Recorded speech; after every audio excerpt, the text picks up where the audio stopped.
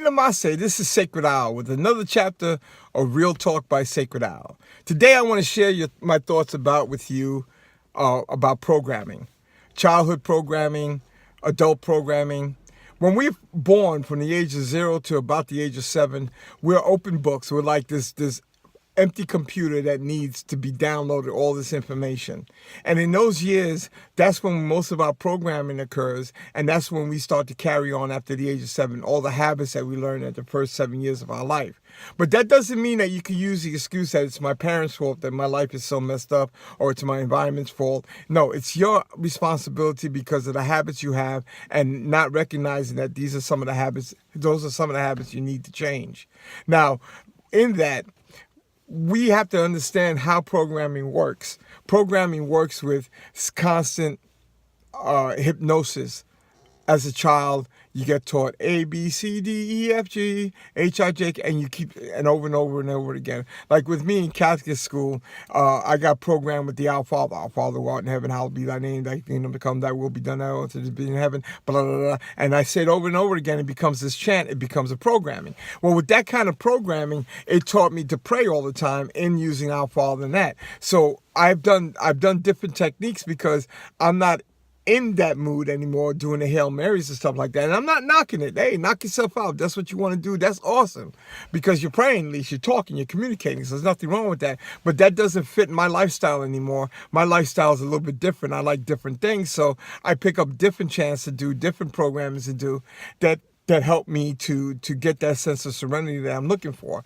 So now, to give you a quick an example of programming, one thing that we have to really be conscious of is that if our first 6 years we were taught programming by dealing with people who are constantly worrying about this, worrying about that, worrying about all these different things, that becomes a program in itself, because worry and then leads to anxiety, which then leads into all other issues that you're going to have in your life. So you have to be really mindful of that kind of programming and not allow yourself to get caught up in things that you don't need to be caught up in. So worrying is a program. Stress is another program. Anxiety is a program. All these different things are different programs that lock us into a state of mind that gives us other habits that we start to form that may not be as always healthy for us as we need them to be. So the way to break programming, the way to break some of these habits is called repetition. Mother of all knowledge is repetition. Remember, 1 times 1 is 1, 2 times 2 is 4, 3 times 3 is 9, 2 times 3 is 6, 2 times 4 is 8, and that programming, because it was constantly programming me to understand that this is the way it is. Let me tell you, I'll prove my point. Politicians today use this kind of program. You'll know this term, fake news.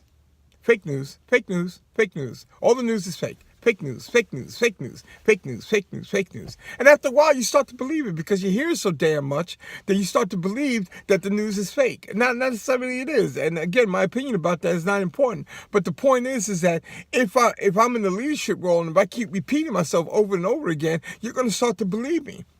And I am reprogramming you to believe that. And that's the crazy thing about programming. So there's a positive flip to that. Like Muhammad Ali, he used to say, I'm the greatest boxer in the world. I'm the greatest, I'm the greatest, I'm the greatest, I'm the greatest, I'm the greatest. And he kept telling people that. And guess what? People to this day believe he's the greatest. And not only that, but he did prove that he was great. But was he the greatest? Well, we don't know, really. But we do know that he was so damn good, and he told us he was great, that we bought the hype. And that's how you could change the programming that doesn't work for you from a young age to now, by repeating it, by doing things, repeating yourself over and over again about things. I am loved, I am worthy, I am this, I am that. And I know they're called affirmations. A lot of people don't subscribe to it, but I'll have a video on that at another time. But remember, if you do as much affirmation and positive talk about yourself as you worry, then guess what? You're going to flip your whole life around and things are going to start working out for you. But if you do more worrying than the positivity, then the worrying is going to be your program. Think about it.